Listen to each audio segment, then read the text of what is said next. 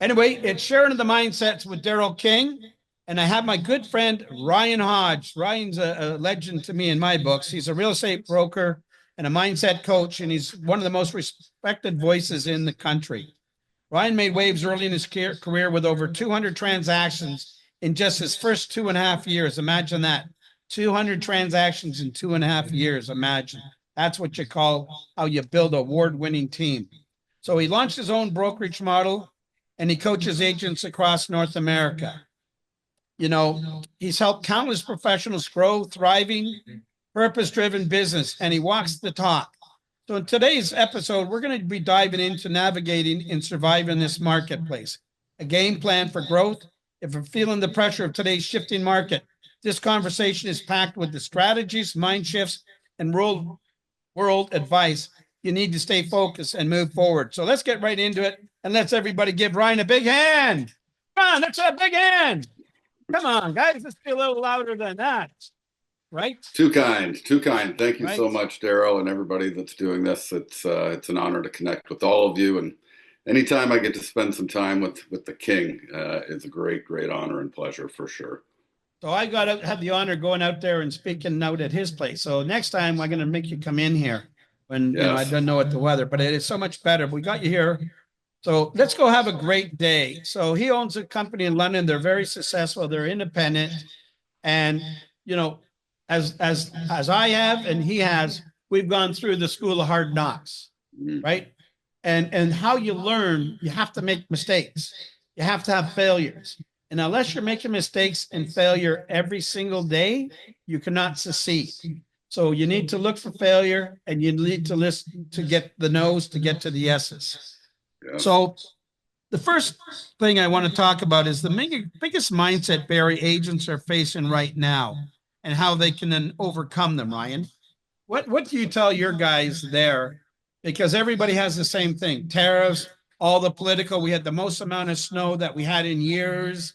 Now the elections are coming up again in April 28th. It's like people, whether you're a seller, a buyer, an agent, whoever you are, you feel like a ping pong ball. You don't know if you're coming or going. So what are you doing to help them with their mindset barriers right now? Sure. So number one, I think that we look at reality, and reality says that, in any market in the history of the world, people buy and sell real estate. And in any economic factor that exists, people buy and sell real estate. And so ultimately it's on us to go out and find the opportunities. So the mindset shift to me really is you're maybe not going to be able to do the same things that you were doing over the last few years. You might either have to adapt to doing something different, or you may need to increase your activity to find more opportunities. But the opportunities 100% exist. So it's a matter of getting out there, understanding that that's the reality, that we might have to work a little bit harder. We might have to say a few, more things to the consumer. We may have to educate them a little bit more, inform them, consult them, rather than just doing what we've often seen being done online, which is being the next social media influencer or just waiting for the business to happen. This is not a market where we can wait for business to just unfold and fall into our laps. So we were just talking about that, and that's what I said to them. Basically, you got to 10 times whatever you were doing. If you got to get up an hour earlier, 2 hours earlier to start your day, get up an hour, get up 2 hours earlier and start your day. Because people right now are seeming to be frozen. They're on a wait and see attitude. And, that my belief is no matter what, as soon as this weather like people are getting used to the tariffs. They've heard it so long and so much.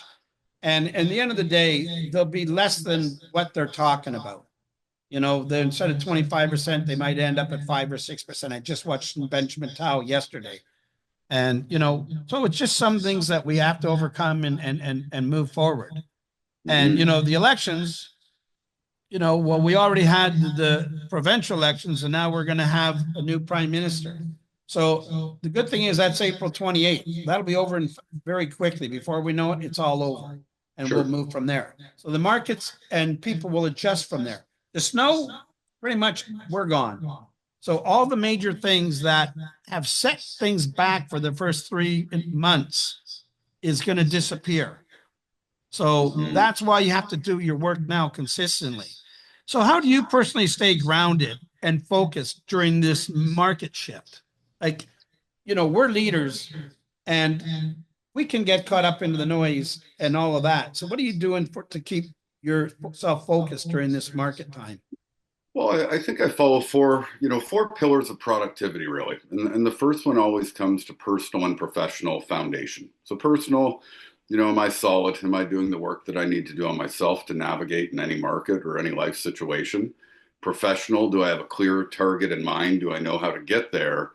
And then you move into the other pillars of, lead generation or systems and processes, scaling, leverage, all that. But foundation's number one. Inside of that personal foundation, though, I think that it's pretty crucial to understand, like I said before, in a shifting market, in a down market, in a challenging market, that's where the top agents that people might be on here that have observed over the years or have seen over the years, that's where we pick up the most market share because we're willing to go to work. And work works, as one of my mentors says. And when you explore that, I think that the big question is, for anybody on here, whatever your goals might be, to ask are, why not me? Why can't you be the person that is out there picking up market share in a challenging market? Because people do it every single day. And anybody can do it if they understand personal responsibility, their personal foundation, and making the choice to commit to what they truly desire. It's funny how I start our meetings is opportunity is there, and opportunity is there every single day. So, we're talking about some of the agents that weren't around for a bit, whatever, and now getting out there and doing certain things, and Sure. things are happening. I said, if you don't do anything, how do you expect anything to happen? So every day there's an opportunity, every single day. It's not just going to come to you. You need to go to it. But you have to have that mindset and that, I call it the law of attraction is we know that, you have your foundation, you have that mindset that you're going to go out and do whatever is necessary and go that extra mile because you and I both know work will take care of itself. And looking after the client is the other half of the equation, right? Yes. So what does leadership look like in a market like this? How can agents step into that role? Like, as you and I are leaders, we have teams and offices, and we have to walk the talk and do the talk. How can single agents go about this and help themselves? Well, I think that individual agents can look at it two ways. One, no matter what stage of the game, whether they're a broker owner, whether they're a team leader, whether they're an individual agent, they can always look towards being a leader, right? And being a leader in their marketplace if they're an individual agent, being a better leader on their team or for their company. I think understanding types of leadership, in the environment that they might be in, whether they've got like a top-down leadership, which I don't think goes as far as it used to, or maybe that thought and productivity type of leader, understanding different types of leadership is crucial. I think that what we are challenged with right now is the thought that leadership, based on a title is really going to help somebody produce results. I don't know what the word top producer really means anymore in this day and age. Yeah. I think that when you're an individual agent, understanding, about your own foundation, what type of leader you are, what you actually want to lead, and not telling people, not always teaching people, but actually showing them by getting a result. Like that's a leader, actually walking the talk, which is something that you and I talked about a couple of weeks ago. And this industry, unfortunately, right now is just diluted with the theorists, the profiteers, everybody that wants to, get your clickbait, the magic solutions that are really not going to support somebody because ultimately, and a lot of them are great people, but they just haven't done it and they don't know what it's truly like to operate in this business, which is a very unique industry at a high level. So demonstrated proof to me is the number one as far as, stepping into leadership or learning from somebody or being mentored by somebody that's actually done it. at a level that maybe you too would like to do it. So here's one. How important is emotional resilience in this business? And how can agents build it? You know, you've had things you've had to go through and you continue to go through them every day. I have issues that I have to work on every single day. So what is the emotional resilience in the business and how can agents build on that in your eyes? Because I know you got a great mind. So resiliency is something that is definitely developed. I know that a lot of us have it built into us from a young age. We learn it through our environment. More often than not, when we go through challenging times, that's when it's really created for us because we get to learn and see what we're made of. And ultimately, we get to make new choices to develop even more resiliency. And there are, many people that, have watched me, especially go through some of the stuff that I have. But it all comes down to choice, man. The choice to do something different, the choice not to stay stuck, the choice when you're dealing with the client that's driving you crazy, for weeks or months or years on end, or, the situation that is completely out of your control and is going so sideways and south that, is just getting to the core of your spirit. One, everything always works out. I am so certain of that everything always works out despite the darkest of times. And two, learn the word next. Learn the word next. There is always the next opportunity, the next person you're going to meet, the next client you're going to meet, the next sale you're going to have happen. And so understanding these things is just critical for that resiliency piece. And I would add on to that. You say next and I say no. You have Sure, to learn when to say no. Because what Ryan talked about, some people that could be friends or family or whatever it may be, they want you basically work for nothing, but they want you to do 1,020,000 things. Like I have a friend of mine who works for another company and I'm trying to coach her. And,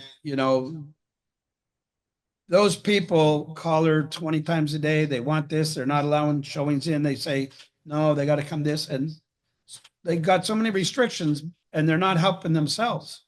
I said, well, you have a choice. No, or do it this way. And I went to some clients yesterday and, they're trying to do all these things. I said, guys, here's the straight facts. This is what your house is worth today. It's not worth more. I've sold a number of them right in the area at a number of things.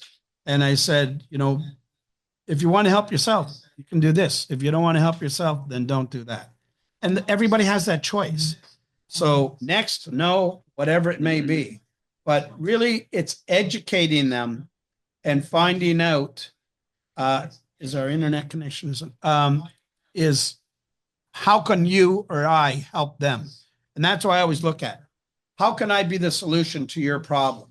And I always ask them, are you willing to listen? I think that is critical as far as, am I trying? Yeah, because that's it. So how do you define success in today's real estate landscape? We all have different levels of success. And I just talked about in our meeting about Ovechkin hitting 895 goals. And I did a little video in 2016. They did an interview with him. And on that video, he said it's impossible. And everybody you talked about, your kids play hockey, so you understand this probably better than anybody, that everybody said it will never happen. No one will break Wayne Gretzky's 894 goals. Ovechkin broke it by one day. For sure. One day he tied it. He did 894 in one day less. And then 2 days later, he broke it by 895. And, he had I think he's got 41 or 42 goals this year. He's 39 years of age and he had a broken leg earlier this year. I went down when Washington was here because I love Ovechkin. So I was here at the game and he was sitting like 8 feet in front of me. And I took a bunch of pictures of him. I should splash him out there now. But, he just came back from that broken leg. So he was a bit of a lame duck. But he has a routine that he does every time when he's playing and it's like unstoppable. So he went out there and he scored the empty net goal. Washington beat us, but he got an empty net goal. It still counts as 895. So that's to me a success, whether you do one deal or you do 10 deals. Everybody has a different measure of success.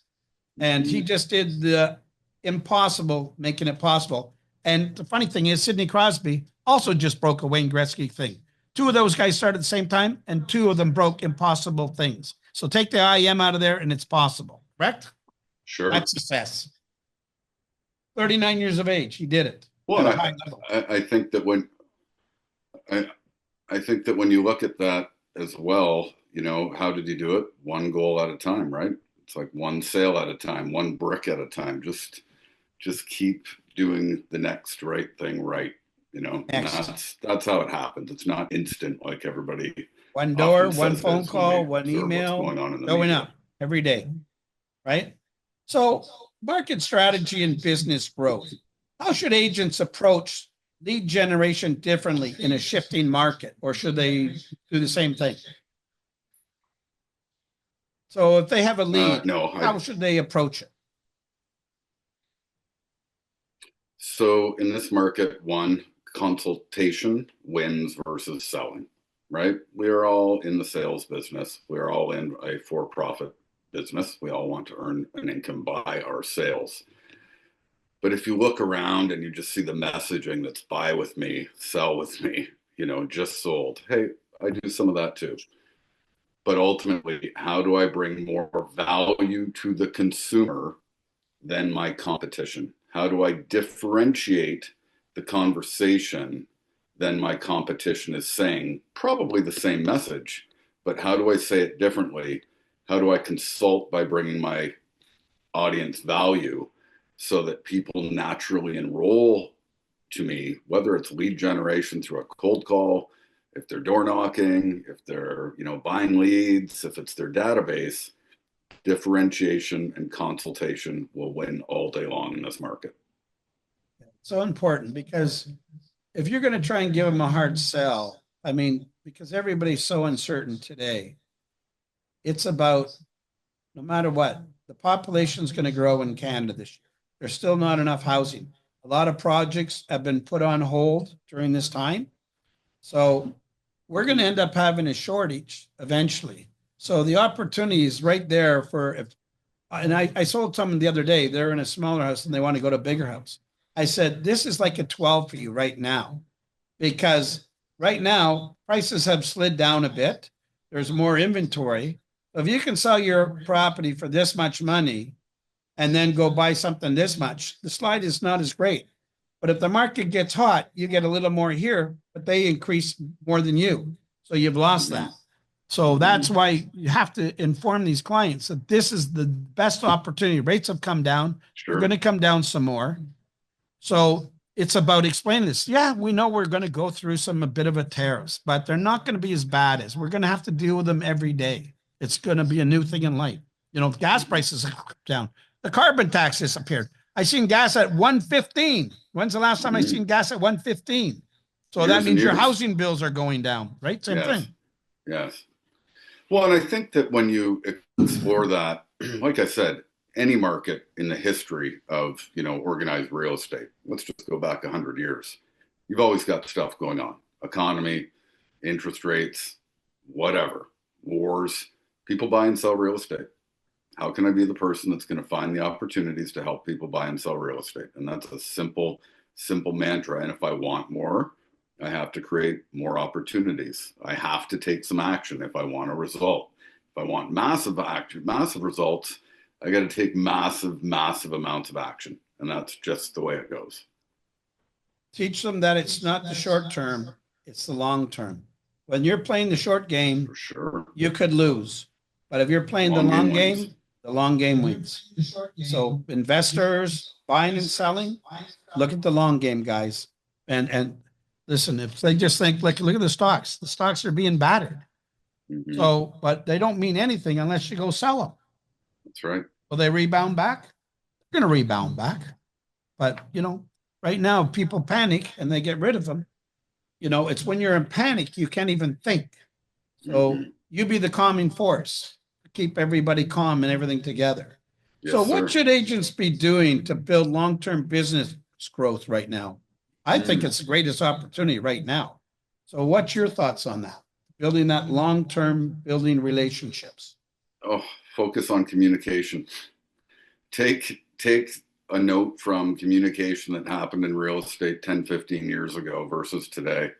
as far as getting on the phone and actually speaking to people, actually going to the table to present an offer or, deal with an offer with your client, get to know them in terms of everybody wants more, they want more from their audience, but like get to know them by taking them to a deeper level, right? Face to face, belly to belly, human interaction versus everything that's been going on, over the last 5 years where you don't even hear from agents half the time. You just get an offer sent to you, which, hey, that's the way it is. I get it.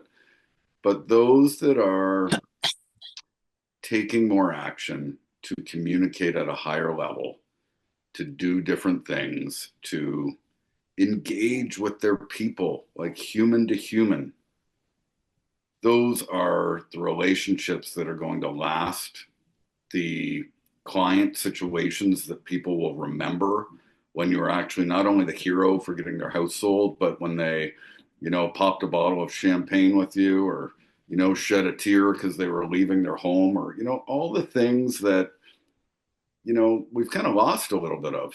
Human to human, face to face, I think is where you will have drastic long-term client relationship differences than what a lot of people I think are cultivating right now. So a lot of people don't realize that in the old school, all our offers were done face to face. All our listing presentations were done face. Everything was face to face. And over the years that, facts come in, then emails, and now everything is just DocuSign. So they're great because they can save you lots of time, but building a relationship is become further away because that you haven't got that relationship with your client, whether they're buying, selling, or investing. So by being face to face, you have that opportunity that you can meet somebody. So that's why I love when I have people live that everybody can meet them, take pictures and everything else like that. So constantly touch base with them, tell them what's going on and give them informative information, right? Don't be like right now, more than ever, everybody's the expert on this. I was listening to a buddy of mine, he's a big mortgage guy, and he was going on like all the bullshit guys, all with the magic, like you and I talked about. Everybody's trying to sell you something, right? 90% of it's not going to work. Totally. They want to go because you're a sucker because you're not doing any business. You want to go buy it, right? So works against you. So what advice do you have for newer agents trying to break through during this kind of market? I broke in when interest rates were 21%. You probably broke in when the market wasn't even that great and you did what you did. So what would you suggest to like some new guys that come onto your team or to some of the other people starting with another brokerage for argument's sake? Emulate before you innovate. So find people like Daryl King and study them. Find people that have done it Ryan Hodge. and watch what they actually do. And if you really, really focus and actually understand it, it's probably not that much different than it was 20 or 30 years ago, or for me, 17 years ago when I got in 2008. I still sell a lot of real estate through my database, through messaging, whether it's, Facebook or Instagram now, messaging, which is having online conversations, online lead gen. The people that work, under my own sales framework still do open houses. We teach them how to convert at opens, or they do some form of cold prospecting. Like, this is not rocket science. The magic pills and silver bullets to success that are taught out there, there's a great reason why so many people aren't actually getting results. And so if you look at the best of the best, and sure, I love innovation, but if you study a lot of people that are high productivity inside of this business, their strategies aren't much different. I can look at Daryl King and I can see Daryl, you, getting out in the community all the time, broadcasting where you are, showing an experience, story branding, who you're around, being seen in the community. Okay, not hiding and playing secret agent, but being seen at the Leafs games or at a Jays game or with gosh, you've got some cool celebrity photos that I see all the time, or Yeah. being out with your team, doing something in the community, recognizing a charity. You're showing up every day and you're showcasing yourself in a way that is not saying, hey, please come by and sell a house through me. They know who they're going to go to. I've got a guy, he's been around a long time as well. He sits behind me at the London Knights games, which is an OHL team. Same model. He is Mr. London, like you're a Mr. Toronto. You guys had some great. Look at Marner came from there. Kadri came Yeah. from there. You've had some great hockey players come from London. I think even Shanahan played there, did he? He did, yeah. Yeah, He did. Shanahan played there. Yeah. So that's the GM of the Leafs. He came out Yes. of there. So, no, Yeah, he's the president. We I are call the him the Mecca. Yeah, he's the president. Pardon me, Brendan. I'll see him on Saturday. I have to apologize. He's the president, Sure. not the general manager. He'll kill me. Yeah, we're the Mecca of OHL hockey here. So if you ever want to see an OHL game that is, much who owned that? than The boys the from Hunters. out west, the Hunter Yeah, the family. Hunters, yeah. Six Yeah, they've done six quite family well. members played in the NHL and they took it over. Yep. Right. Yep. They even won Stanley Cups. Those guys. That's right. What are the most common traps or distractions that you see agents fall into when the market slows? Whether you're seasoned, whether you're new, I think they buy into stories, not the good stories, right? They fall into the noise. I think that they lose their new agent energy. I think that when we look back and you're, if you're a new agent and you're just got licensed and maybe you're having a little bit of success for doing a few deals here and there, and you had that gratitude for this business, that you have this opportunity to go make, 10 grand, 20 grand, 30, whatever it might be in your marketplace. There was an energy that we all have that we tend to lose along the way, because let's face it, this business can chew us up and spit us out if we're not cautious, right? It's high demand. There's a reason we get paid as much as we do if we do it well, because we give away a big piece of us in terms of time and energy to our clients. And so I think that agents often lose that new agent energy along the way. And if they can't reignite that, then that's something worth exploring. It is a discovery of oneself, of why they're in the business, why they've stayed in the business, and tapping into that a little bit. I tell you, I know everybody wants to run a team or own a brokerage or, be a social media guru, but selling some real estate can solve a lot of financial issues in a challenging market. And so go back to some of that new agent energy and find that. And I guess what I would encourage you to really think about is how that's going to solve a lot of your issues and how it's going to give you some of the answers that you may be seeking. So, Ryan, one of the greatest things I ever got was from my mentor and coach, Mike Ferry. He's taught me to start every day at zero. I don't care if we sold 10 families a home, I sold none. Every day start at zero. Ovechkin just did 895 goals and he went for one goal every game. Did he achieve one goal every game? No, but he had the same mindset and the approach. So and that's why I was telling them earlier, what is your mindset? What is your approach to start every single day? Right? Easy. Yep. Easy one for us. And I think that's where 90% of the agents have failure, because they don't have any mindset. They don't have any approach. They don't have any plan. They don't have any vision or any goal. Follow.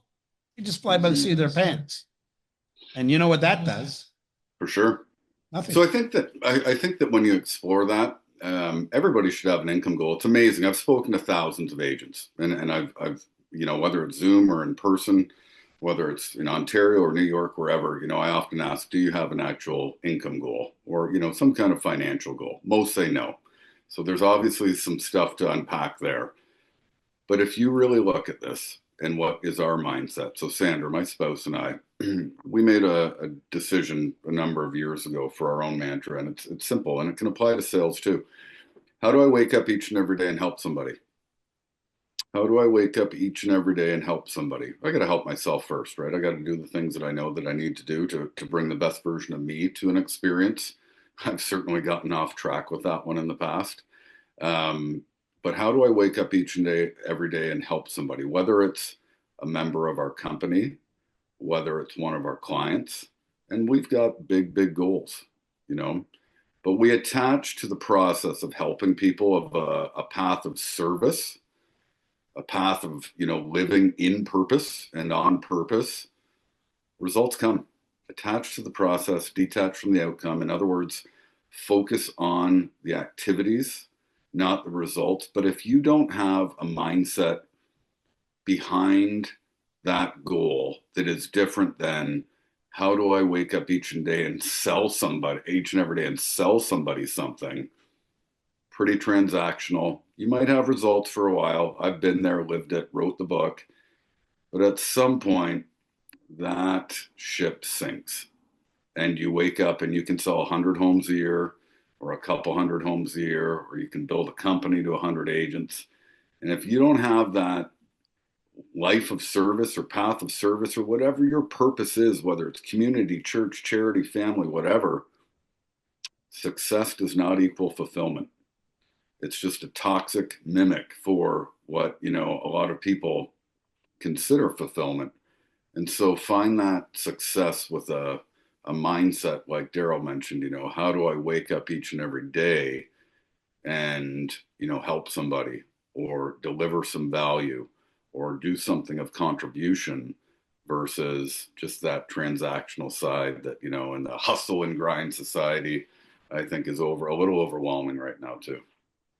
Well, that's a big thing. A lot of people get very overwhelmed. And I think, Ryan, a lot of the overwhelm is that, you know, people get caught up into the noise. I was going to come into my meeting. I was looking for my hard hat. I had a hard hat here and like going to put on headsets and glasses. And you got to block that out, because the more you allow that to get into your mindset, the more you can achieve what we're here to help people, right?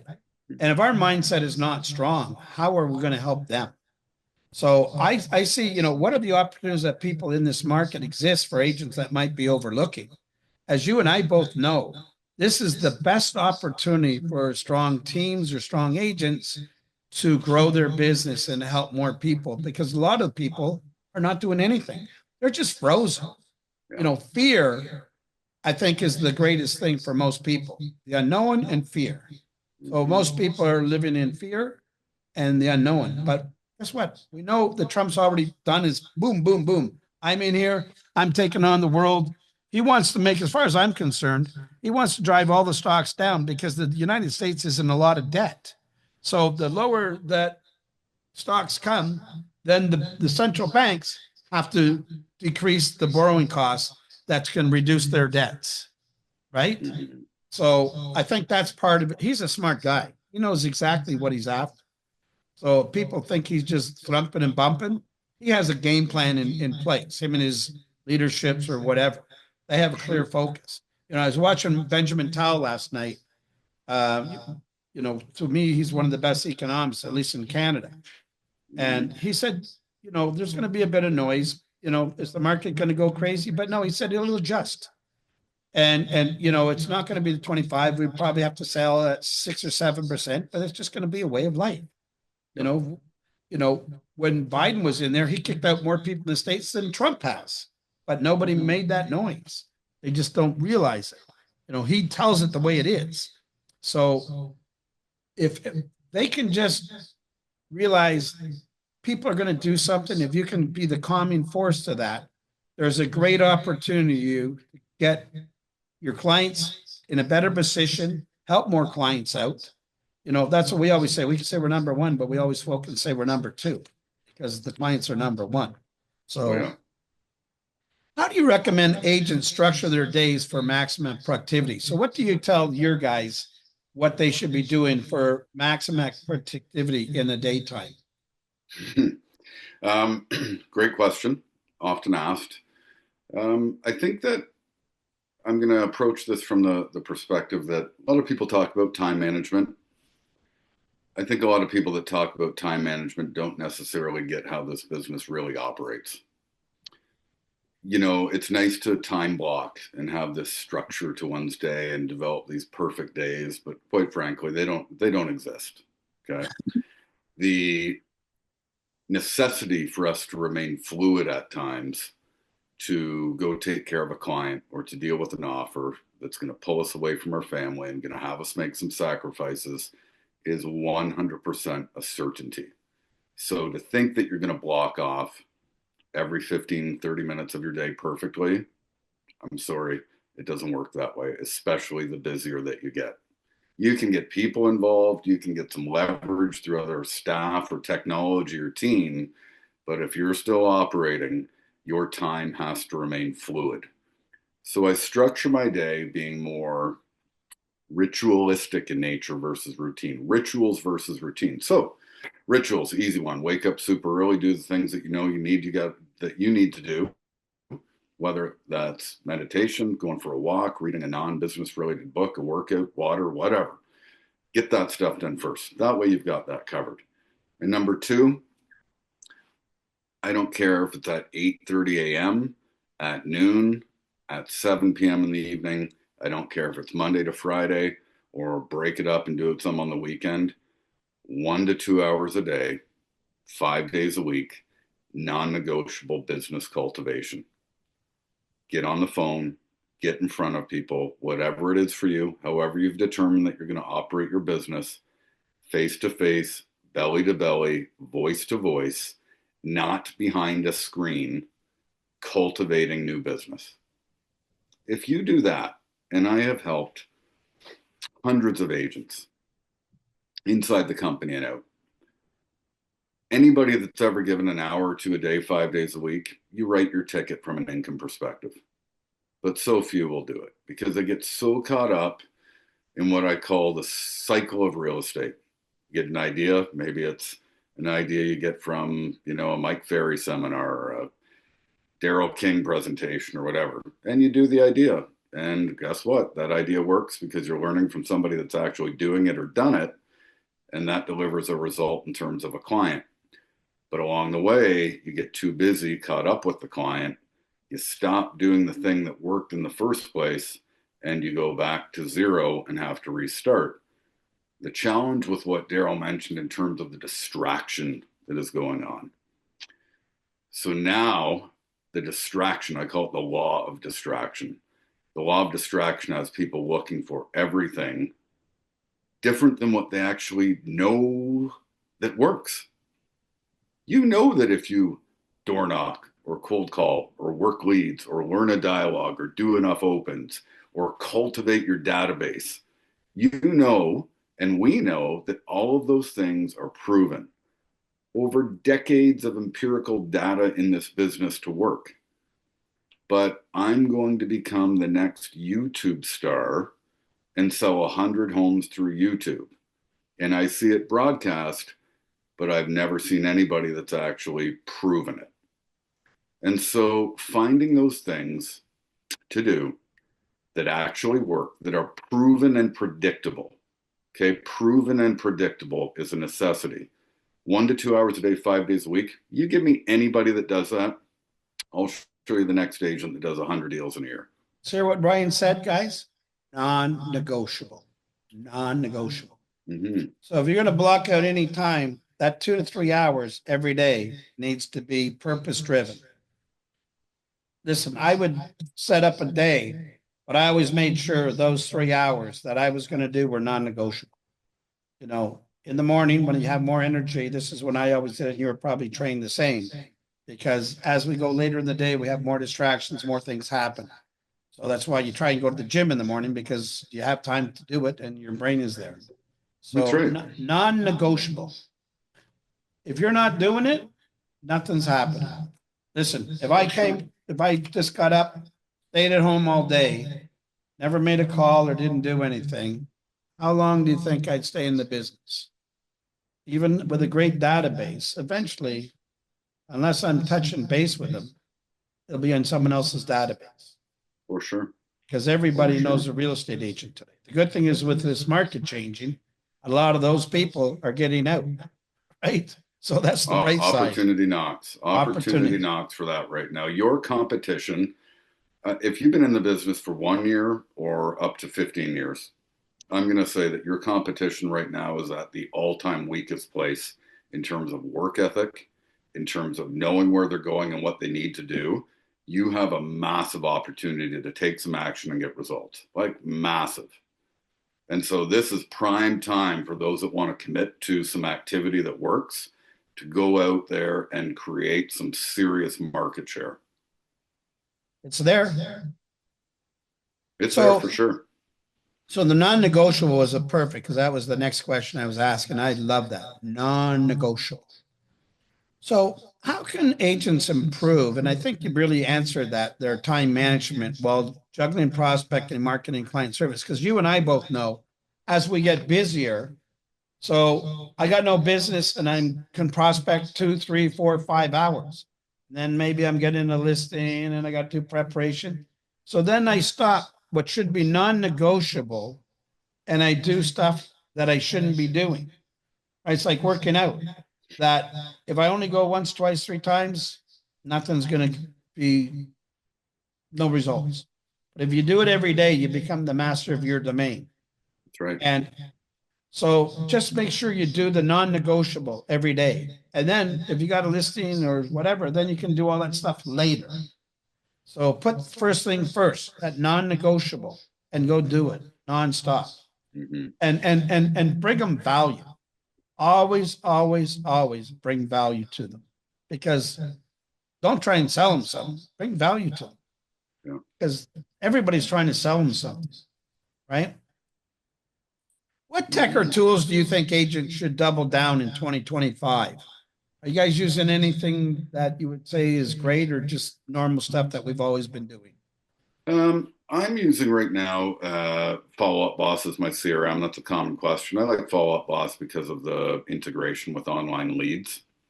Depending on where you're at, I'm using a company that is a kind of a lead management service called Amplified Solutions. We've been quite happy with them. They're really building out smart lists in the system and doing some management of that for us. Communication tool, I love Slack, although my spouse doesn't, but Slack is certainly one that we use for organization and communication on specific deals or specific agents, things like that. AI is not going away, that's for certain. I don't think AI is ever going to replace real estate. I think that AI will take a big piece of it. So it's just going to create more opportunity for stronger agents, but I would be getting to know the basics of AI for certain. I would know ChatGPT. I would know some of the tools that are associated, and I would just have a pretty good understanding from, an all-purpose and business and life perspective, because you can see it. It's moving very quickly. It's important to understand it, just like Google was, or email was, or computers were. AI is the next one, and understanding it is pretty important. So there's lots of little courses that everybody can take. I just seen something the other day I started to, and I think they were offering like 15, 10 minutes, 15 minutes, whatever. It was very reasonable. So, for 15 days, for 4 weeks, I could sign up. I know a little bit about it. I can find out a little bit more, because if you don't know something, you don't know. Mm-hmm. So it's about taking some training and getting better at it and utilizing it. Right. Sure. But there's so many things out there. What I see most times, Ryan, is everybody's a squirrel. Guys, you need more than ever, you need to have tunnel vision. You need to have focus. You need to have commitment. You need to have dedication and zero in on that, because everybody just, and if you watch, like, we're being bombarded by everybody trying to sell us something.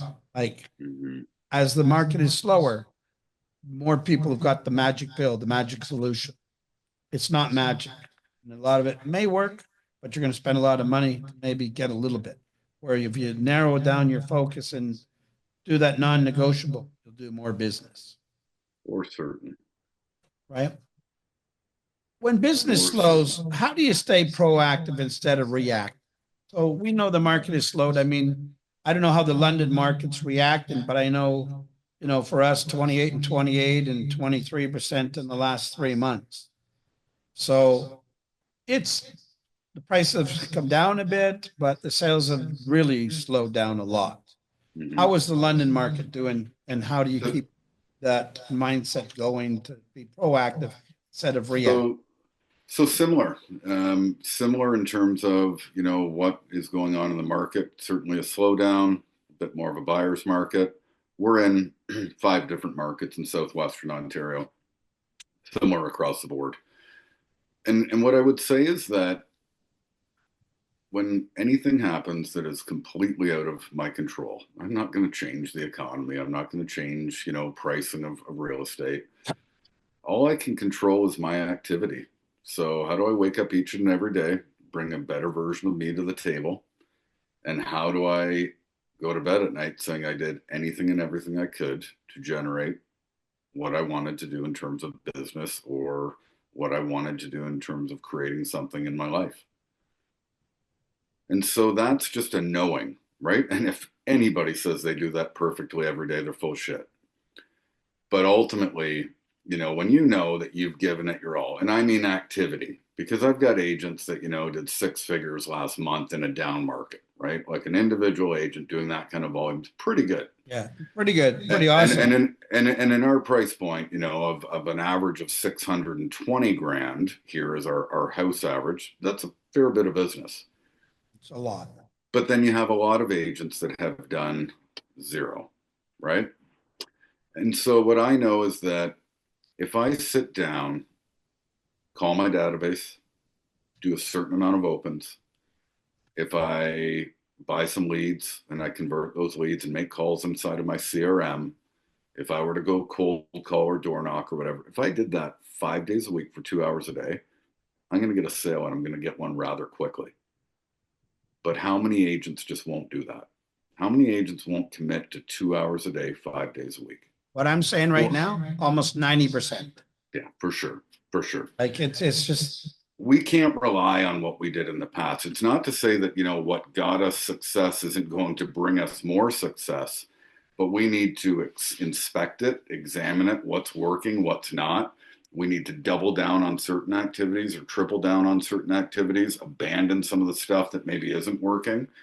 And that's just a reflection of, where we're at. I always look at a good key performance indicator. I always want 2/3 of my business written in the first 6 months of the year. Beautiful. Okay, 2/3. So, and that usually, for anybody that I've ever worked with, will do a pretty good job at bulletproofing their business as far as achieving that income goal they set out at the start of the year. So I know that I had a pretty strong fall market, which lent to a whole bunch of closing. I know that my first quarter isn't quite where I thought it would be based on that activity. So I simply know that, in the next quarter, the one that we're in now, there's a lot more activity that needs to happen to be on track. And that's just a simple performance indication, right? 2/3 of my business, first 6 months of the year. Where am I at? And if I'm not there, then you've got to really start pounding the pavement. But I like to get ahead of it. I like to stay out in front of it versus, waiting for this market to fall into my lap. So the first quarter has come to an end. We're on to the second quarter. Yeah. And here's what I would tell people.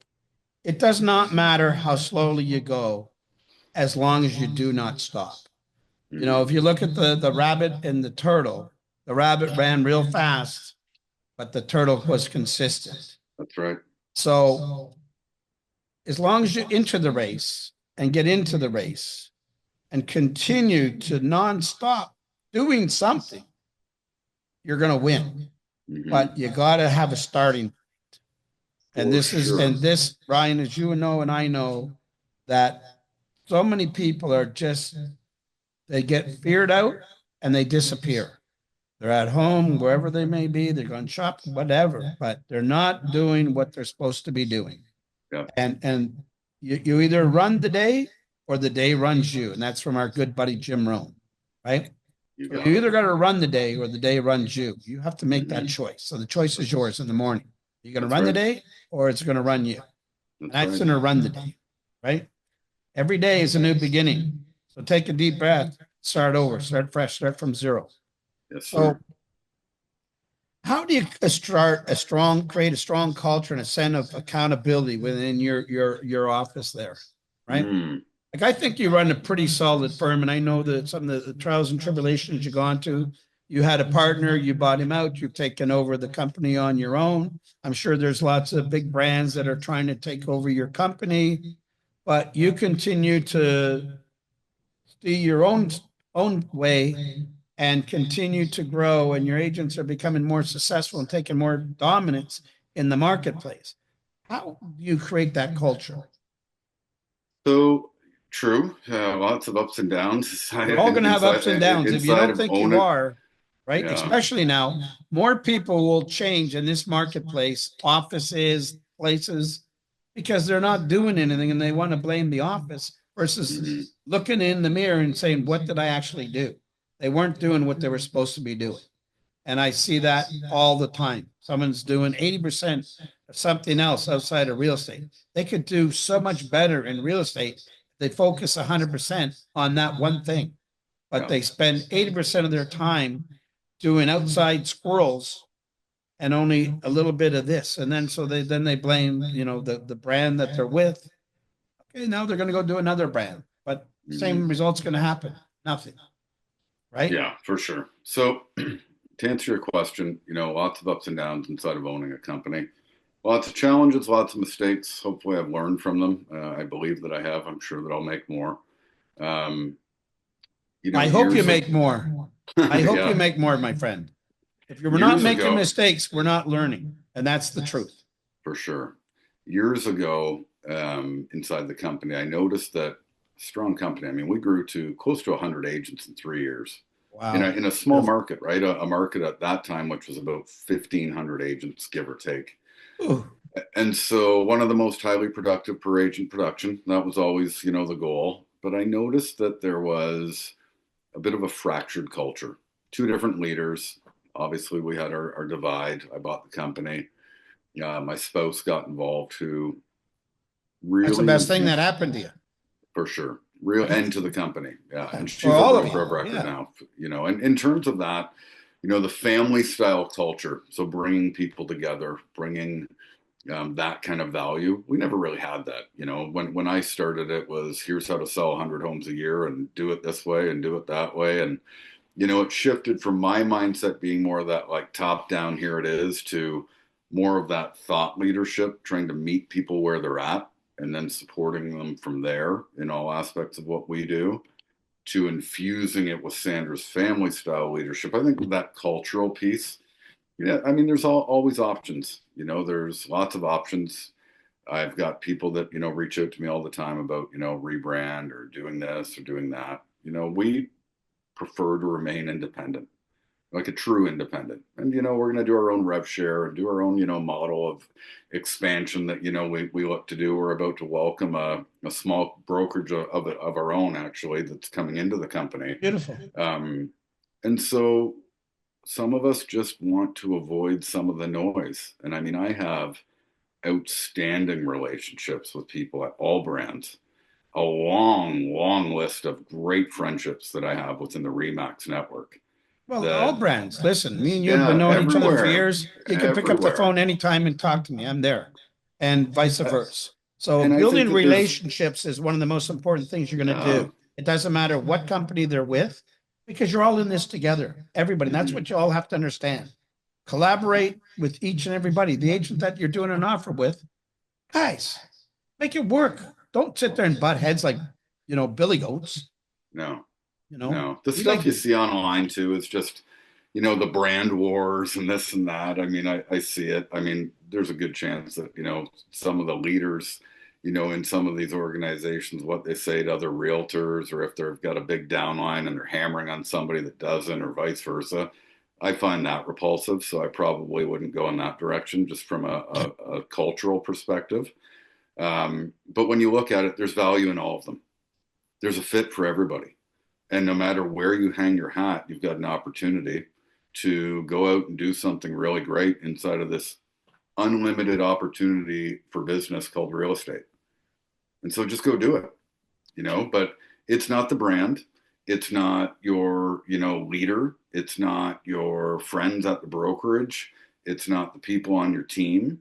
They can all have huge positive impact, but only you are the one that is going to wake up and say, I am going to be the one that makes it I'm going to be the one that thrives. I'm going to be the one that actually gets it done in a tough market or in a supermarket, not a supermarket store, but in an exceptional market. It's just personal responsibility. And it's those who commit, write your ticket. And if you're not getting the results, but you're committed, then you find some mentorship. And I bet there's some simple solutions along the way to generate more sales or build that team or troubleshoot what's going on inside of the team or company or whatever. But if you just keep waiting for it to happen, or you're relying on everything that's outside of you, average results, my friends, or below. And you don't want that. It doesn't need to be you in this market. That's the really good thing about this market is that a lot of the realtors, and listen, I'm not telling people they should quit, but they shouldn't be in the business anyway. Totally. So a lot of them will leave the business. So I feel you have to be full-time, committed, and dedicated to help each other because listen, we all have the same problems. We all have the same solutions. But if we don't collaborate and work, listen, when I could have you on here, I was talking about having you on here forever, and someone would jump the line, whatever. When I reached out to you, I said, no, I promised to have you on here. So, I think of you as a great coach, a great friend. And, I didn't want anyone to miss that opportunity. So this is a good one to touch back. You've been 17 years in the business. What inspired you to step into the coaching and the leadership space? Well, originally I was getting a lot of calls, requests, meetings to come and pick my brain. And I actually had to create a boundary from it because people would show up, but they'd be on their phones. And I was always just open book, like I know you are. And so originally I was doing some of the speaking, primarily through Remax, their network. They promoted me. And then that expanded all over the board. But originally that's how it started. You start to create a bit of a boundary with your time and energy. You want people to show up or you want people to commit. I wasn't in it to make, a gazillion dollars or anything like that. But then there becomes that path of purpose. And I think that as, my coaching is pretty selective, obviously, in terms of, the type of people that I work with. And when I say that, it's an avatar that you develop over time.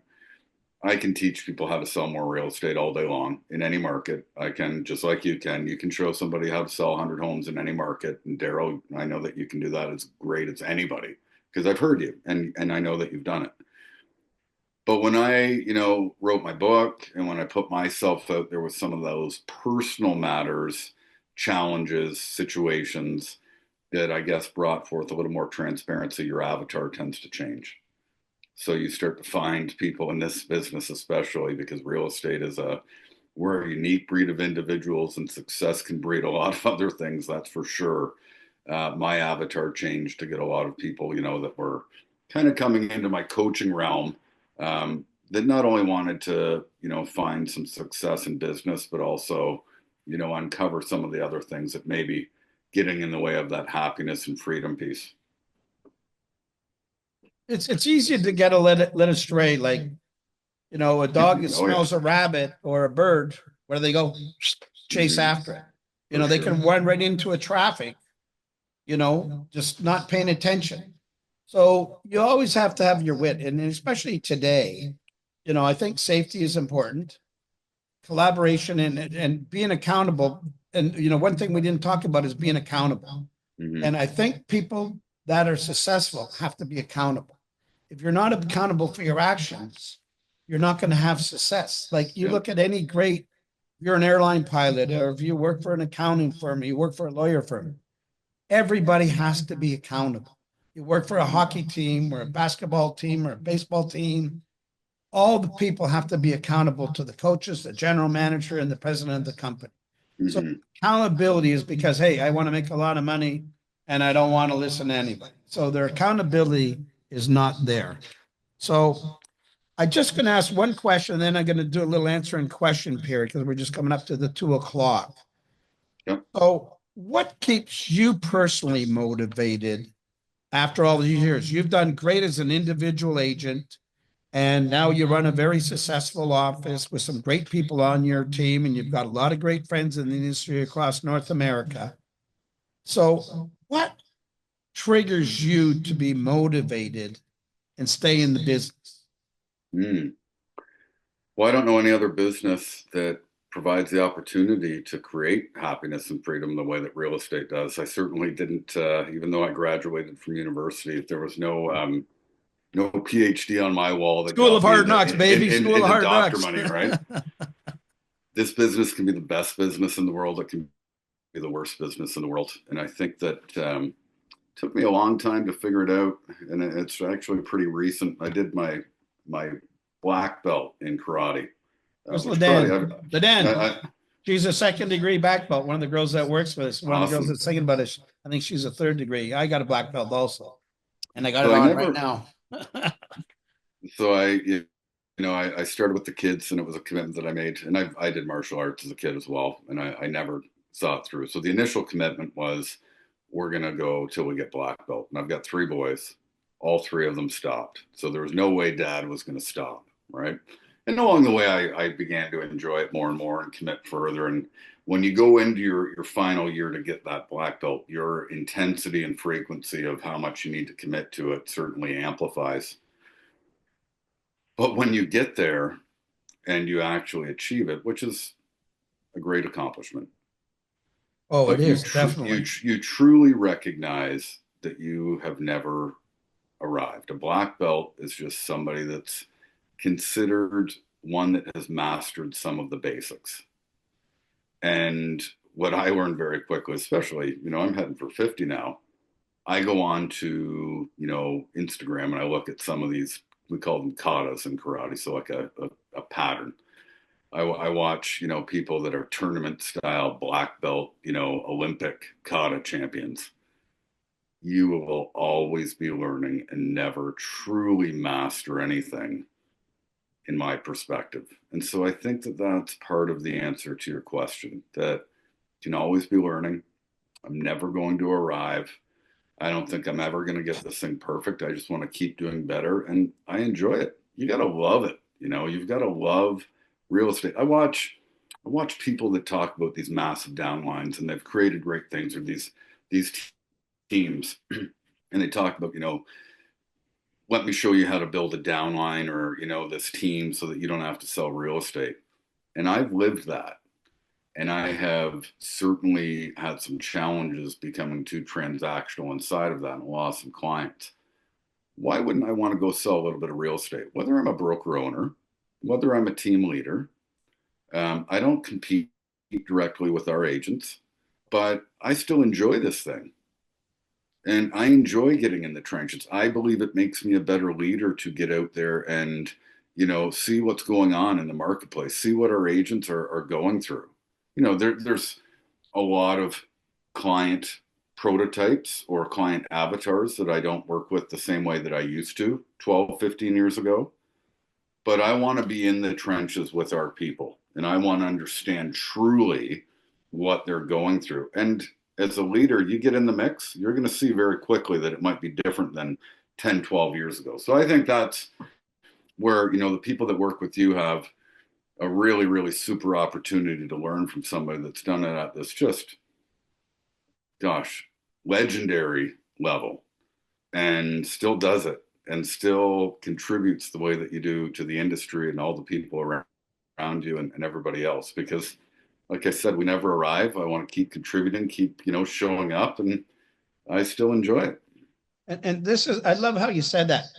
If you don't have a passion for what you do, like I tell people to get out of the business. For sure. If you don't have a passion, because this business will eat you up, spit you out, and crush you. Yeah. You have to build the resilience. I know one of our agents, she's been in the business 20 years. She's been with us 7. And her growth in the last 2 years is it's like watching your kids grow and develop into whatever they're doing. And you feel so amazing because of it. But her resilience and how she can handle things is so much greater. And 100%. And if I don't care if you're Ryan or Daryl King or Mike Ferry or Tom Ferry or my buddy Cheplack or whoever, unless you build that love and that relationship with people, you're never going to see to any level. So you got to really enjoy it, to get up early in the morning, to work late at night, sometimes to be going all day. Sometimes on the weekend, you got to work. Mm-hmm. People think it's an easy job. And if you do it right, it can be an easy job because it's not, if you love it, I always believe if you love something, it's not a job.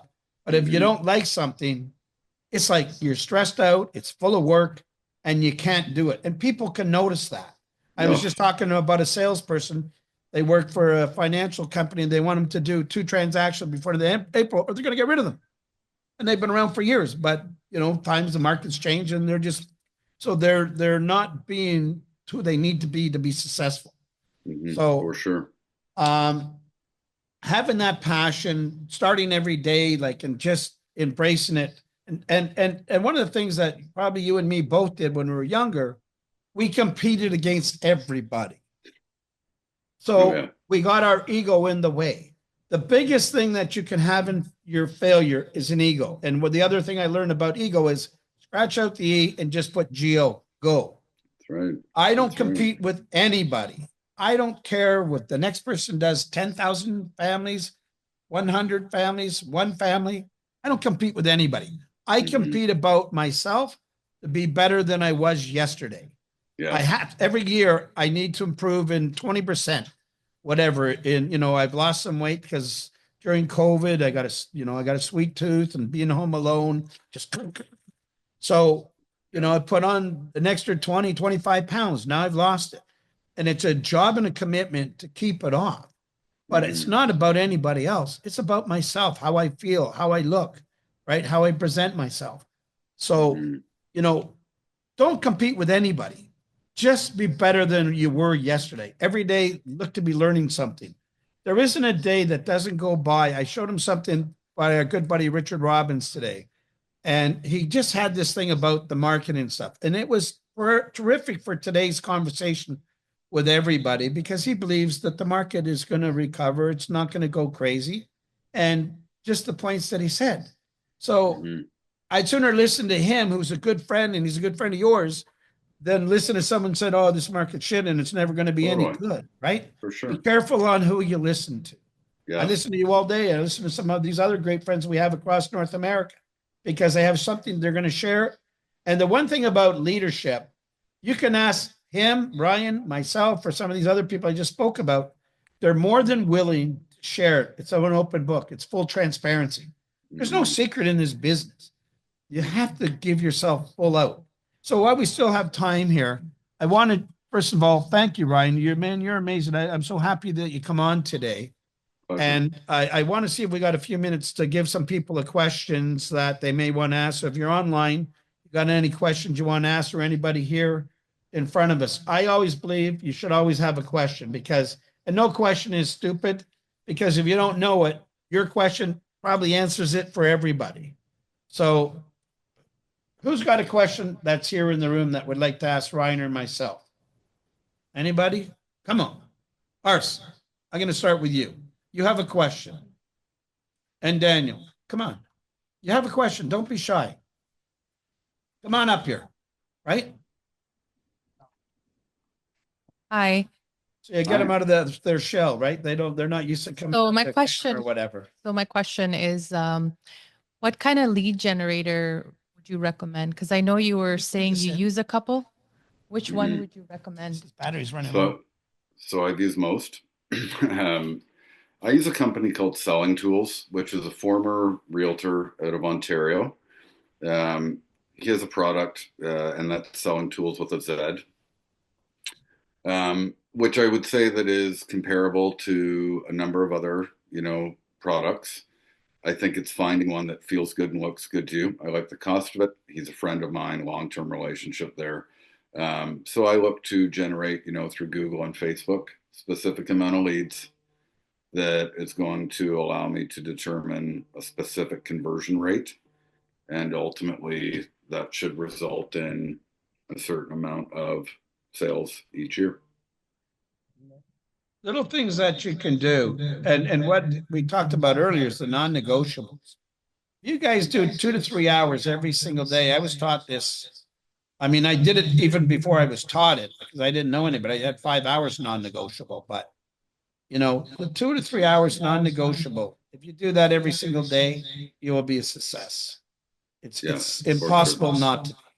So certain. who else got, Daniel, you got a question. You're a young buck. You're always like to know something. Come on.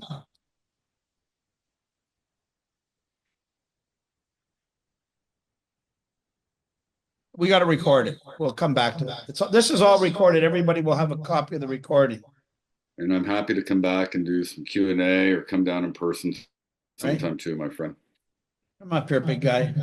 Here's a good looking guy. He always dresses for success and he's always got a beautiful smile. So he's going to try and find a nice question for us. So I have a question for you. You were saying there are 4 pillars of productivity.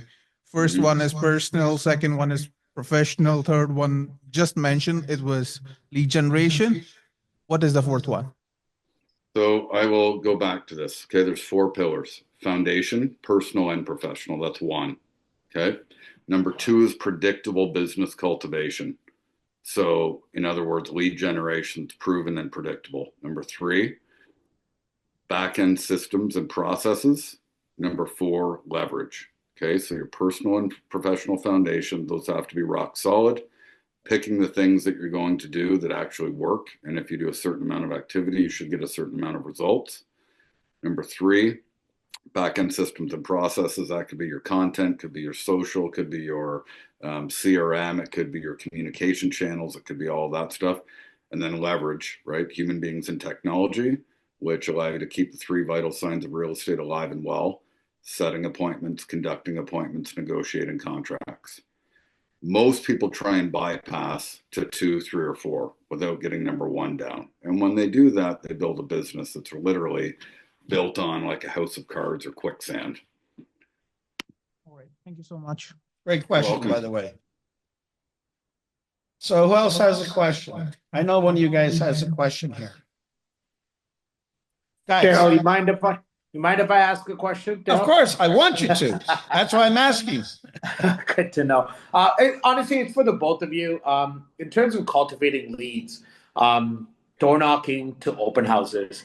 I haven't had very much luck door knocking. It's kind of been, knock 100 houses in a weekend and nothing. And I've tried this continuously compared to open houses, but open houses, I've almost kind of like for the past 8 months, I've been doing open houses like consistently and maybe a couple deals, which is worth it for sure. But what would you say in terms of like trying to get more leads? Where would you go and spend more of your time in, door knocking or the open house for, agents new and old, really? So here's what I would say to you, that, you're a great looking guy. You got a beautiful smile.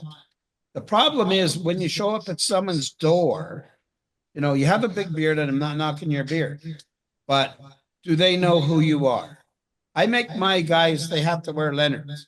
So it has their name tag on there, and then they have a pin on there, right? Because I'm not going to open up the door to total strangers myself, right? If I'm at home and I've got someone just coming knocking on my door, I might be a little reluctant. So by identifying yourself, number 1, because you have a beautiful smile. And what I do, I'm a master door knock, and I did it for years.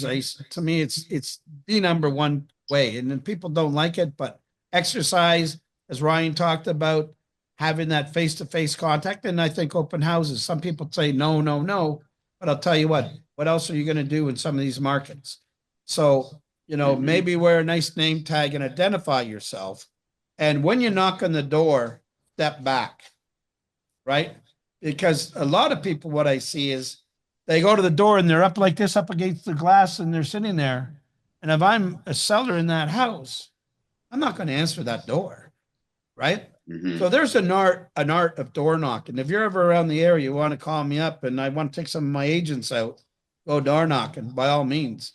Because when I go there, the biggest problem I have is people want to talk to me too long. They'll have me come into the house. They want to make me lunch, whatever it is. That's a good problem. But it's all upon the approach and how you take it, right? So in your mindset, you have to have a vision that people are going to warm up to you. Because look at your smile. You have a gorgeous smile, but you're a big guy. I'm a little guy. So they may get intimidated by you, whatever. So the key is, and I'd say that to you too, big guy right there, right? He's got a beard and he's a good looking guy, dresses great, but he's got his landlord up and his name pin. So when you knock on that door, step back. Look at when I step back, right? I'm further away. I'm not as threatening. So you got, once you start to talk, people are going to warm up to you immediately. So, but you got to get them to have that conversation. And if you're overpowering them and you're right at the door, they're not going to open it. And that's probably what you're coming across. But I'll tell you what, you knock on the door, don't ring the bell, knock on the door, step back 2 or 3 feet. When I was doing COVID knocking, I went out door knocking. I had my mask on. I identified myself. I stepped right off the step. I'd go to the bottom of the steps and I'd let them talk. They'd open their door. I'd be at the bottom of the steps and people love to talk to me because I was actually out there where no one else was out there. I was teaching my agents how to go out there and talk to people in this environment, right? Because what they were trying to do was social distancing. So I social distanced, rang the doorbell, knocked on the door, put my mask on, and then went to the bottom, right at the very bottom of the steps. So I had good rapport. So try it. And I'll give you my cell. You can call me and tell me how that worked out for you. Open houses, they're coming to visit you. You're on your ground. As long as you're sociable and can sit there and have a conversation with you are with me and Ryan, people are going to warm up to you all day long.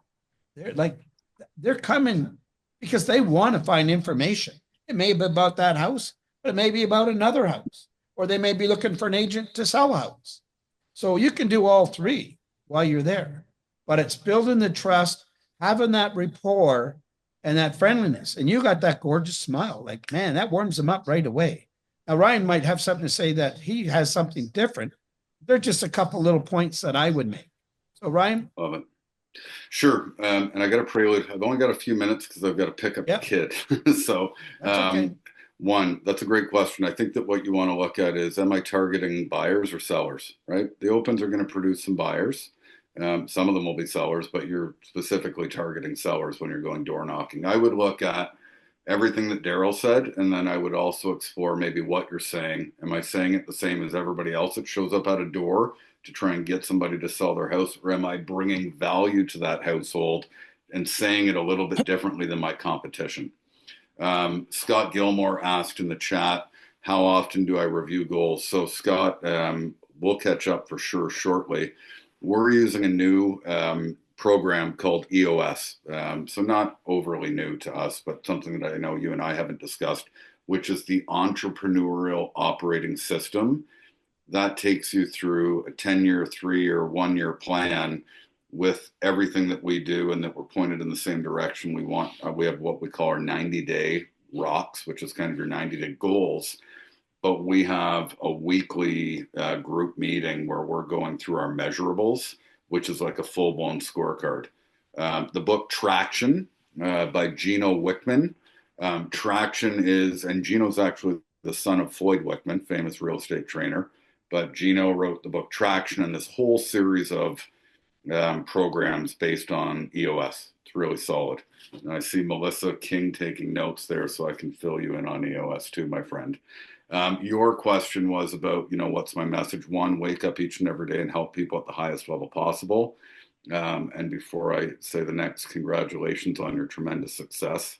I've known Melissa for years in this bordering market that we're a member of as well, but Melissa's #1 agent at her office, and it's been amazing to watch her trajectory. Look at her last name, King. You got it. So in that regard, when you ask, what's my message? So I think Daryl touched on it earlier, but maybe I'll say it a little bit differently. And then I do have to go, and I'm sorry, but I have to. It's okay. You got to go. I'll be here for a few minutes to wrap up. For sure. One, everybody talks about the law of attraction, right? Everybody talks about the law of attraction. They want to attract more. So let's just use it simply for real estate. I want to attract more, and they hear about the secret and manifesting and visualizing what they want to create. But what they don't really hear about too often is what's called the law of vibration. The law of vibration is the primary law And the law of vibration says that anything and everything on this planet operates as energy. You can see that Daryl King has good energy. Okay. I've never, and I've been in Daryl's presence. I've watched him online for well over a decade. He's come to my place. I've come to some of his stuff. Daryl's got great energy. Look at what he attracts. Okay. So when you look at this, you've got to understand that that energy operates like a magnet. Positive energy, positive attraction. Negative energy, negative attraction. So how can you wake up each and every day, bring the greatest version of you to that sales experience or to your family experience or to your life experience, operating as the most positive version of you in terms of what you want to attract? That's my message for today. Daryl, I love you. I got to run. That's all. Melissa, I'm going to answer your question. Don't go away. I'm going to stay here for a little bit, but I want everybody, let's all give Ryan a great hand for today. Woo! Thanks, everybody. Appreciate it. Truly honored. Later on, go we see will, your for son. sure. So great. So See we're going you to stay soon, my online. friends. Everybody say goodbye, Ryan. Bye, guys. Bye, Ryan. So listen, I'm so happy you came on. Ryan is a good friend. And listen, anytime I can have a good friend with great knowledge and he opens up the book, he doesn't hold anything back. I always want to be able to share it. So if you have any great speakers or people that you want to come on sharing on the mindsets, just let me know. We'll invite them because I get so many people asking me to come on. They get mad at me when I don't bring them on. So, you know, I don't want to have this every week because I'd like to have it 2 or 3 weeks. That gives you guys a break, whatever. But if you have someone that you think would like to be on there, I know there's like 3 people just asked me in the last week they want to be on here. So I've got to now go select somebody. But, you know, Ryan has a lot of great knowledge. And I know Melissa had a question. I think what was the one piece that I may have got out of today, and what I would say with that, Melissa, and I've always taken this, is the non-negotiables, right? What is your non-negotiable? Like I was talking about Alex Ovechkin getting 895 goals, which was impossible. And, you know, if you watch his routines, he's never changed his routine. He has a like a little song he does. He has a pump up, and he's a big guy. He's like 240. He's like a tank. He could go through people, but he's relentless. And you know, he does sort of like a smash up against one of his teammates, whatever, with his chest, whatever. And you know, he probably starts the night before, but you know, in the day, at the game time, he has his little chant and his little. And even after, you see when he's winning, they're showering him with beer and everything else. It doesn't change. They won the Stanley Cup. They went so many times they've never won it. But he stayed that his whole life. So what is your one thing that is your non-negotiable? You got to find it, you got to stick to it, and you got to continue with it. And there could be other things that, you know, there's, you know, he's got to train with his shot. He's got to train with his weights and his everything. You know, he could balloon up to 280, but you know, he's got to be a certain weight, whatever. So what is it that you need to have done every day? Are you looking after your health? Are you getting enough sleep? Are you reading enough books?